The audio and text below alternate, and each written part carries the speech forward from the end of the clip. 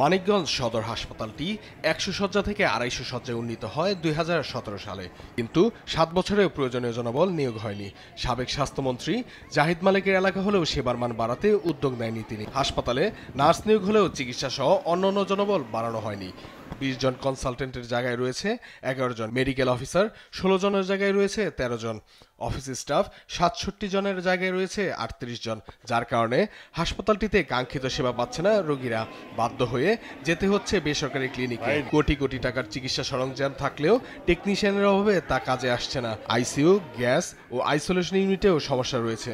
যদিও দুটি বড় ভবন রয়েছে, তবে একটিতেও নেই জেনারেটর সুবিধা। একটি মাত্র বিদ্যুৎ লাইন থাকায় তা নষ্ট হলে হাসপাতালে অন্ধকার নেমে আসে। নানা সংকটে চিকিৎসা সেবা প্রদানে ব্যাহত হওয়ার কথা স্বীকার করেছেন হাসপাতালের এই চিকিৎসক। এই ২৫০ শয্যা বিশিষ্ট সদর হাসপাতাল যেটা, এটা আমরা কাজ করতেছি ১০০ বেড হসপিটালের জনবল নিয়ে। তো আমরা এই কাজ করতে যে চিকিৎসক এবং বিভিন্ন স্টাফদের যে ক্ষমতা, তার চেয়ে বেশি পরিমাণ কাজ করতে যে আমরা হিমশিম হচ্ছি।